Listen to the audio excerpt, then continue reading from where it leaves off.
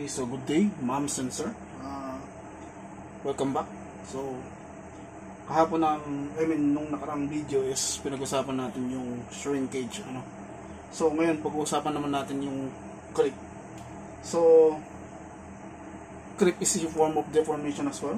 Ang pinagkaiba lang nila is sa shrinkage, nangyayari siya without applied loadings, So, shrinkage nangyayari lang siya dahil nagde-dry yung ating or nawawala ng moisture yung ating structure.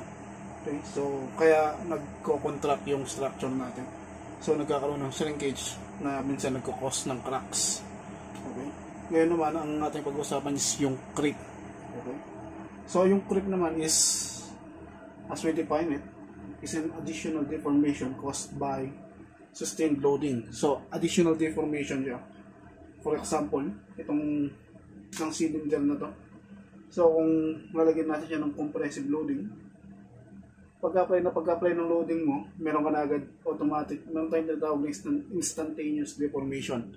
So, pagkalagay ng loading mo is nag-deform na agad siya. So, one example nito is yung mga gulong natin. For example, mabigat yung sasakay dun sa gulong dun sa vehicle mo, tapos yung gulong mo magde-deform na siya automatically. So yun ang tinatawag nating instantaneous loading, yung immediate deformation caused by the loading na in-apply natin dun sa ating structure. So yung susunod o yung additional loading, as the time goes by na hindi mo inaalis yung loading na to, kaya ang tinawag na sustained loading is hindi mo siya inaalis. So nandyan lang siya over time. Katagalan is magkakaroon siya ng additional deformation. Yan yung tinatawag na nating creep. Okay? Yung susunod na deformation niya is creep, or tinatawag ng iba na plastic flow. Ngayon, ang value ni creep is approximately 2 to 3 times more ni instantaneous deformation. Si instantaneous deformation, madalas pag inalis mo yung loading is bumabalik pa siya. Pero pag umabot na siya kay creep, which is 2 to 3 times more nitong instantaneous, nag-deform na talaga yung ating structure. So, over period of time, nangyayari si creep. 75% ng creep natin sa mga structure natin is nangyayari during the first year. And, tulad ng sabi ko, directly proportional So, yun nga pala, kung makikita natin dito, ang relation ni deformation or ni creep with stress is directly proportional. So, the more na tumataas yung stress natin, yes, tumataas din yung ating creep. So, parang sabay silang lumalaki. Not unless na yung stress mo is mas lumaki. Yung stress mo is umabot ng more than 1/2 ng FC prime or yung ultimate compressive strength ng structure mo. Okay? Biglang bibilis yung pag-deform ng yung structure. So yung creep mo, mas mabilis siyang mag-propagate dun sa structure mo. Pag lumampas ka na ng 1/2 FC prime, which is yung ultimate strength ng iyong structure. Okay? So, hindi lang deformation ang nagiging epekto nung creep sa ating structure. Nagkakaroon din siya ng reduction, especially dun sa mga concentric loaded na specimen. When you say concentric, yung load mo is actually directed dun sa center of gravity. Okay? Center of gravity or center of mass nung specimen mo or nung structure. So, nagkakaroon siya ng from 15% to 25% strength reduction pag hindi mo na-control yung creep. So, it's really important for us to study about creep.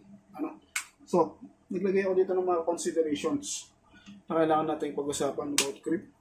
First off, yung curing.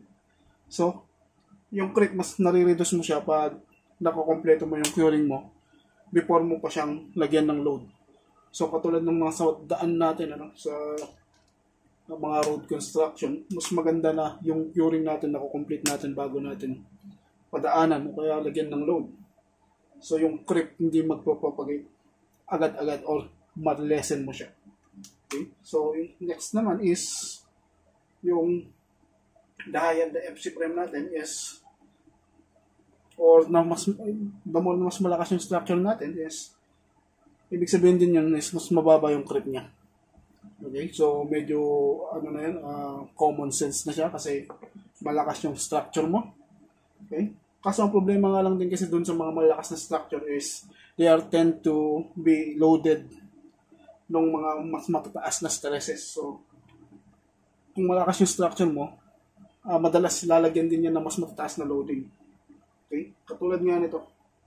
So, kung tumaas yung FC prime mo, compressive strength, ibig sabihin yan, yung stress din na yun na kaya niya i-carry is mataas. So, katulad nga na sinabi natin, pag lumampas na ng 1/2 FC prime yan, which is yung compressive strength mo, lalaki na rin yung creep mo or deformation at bibilis yung pag-propagate niya o pag-develop niya dun sa structure mo. Okay, so at highest nga pala yung creep natin pag nandun din siya sa temperature. So, affected din siya ng temperature.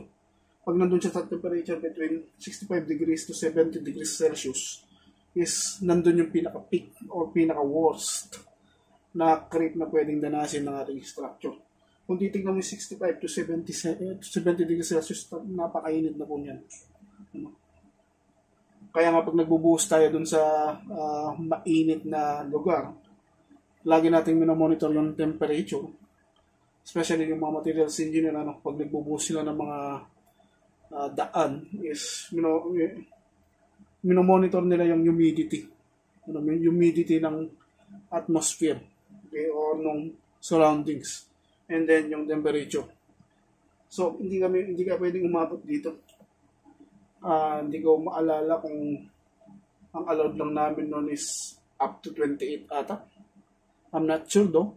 Hindi ko na masyadong maalala, pero hindi siya umabot ng 30 plus. Bawal na yan.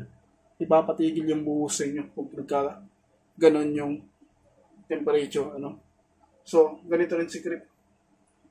Pag ganito sobrang taas na ng temperature mo, yung worst possible na creep na mangyayari dun sa structure mo is nangyayari na.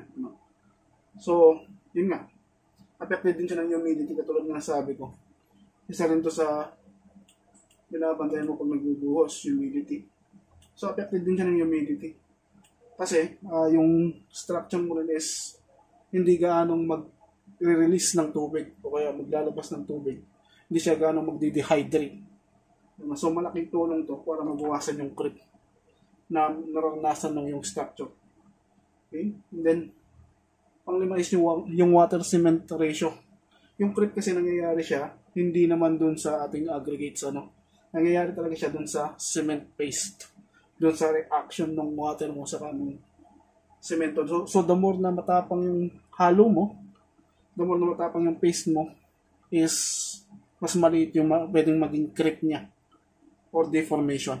Okay, so may continuation pa ito. Ililipat ko lang. Ilalagay natin yung isang board.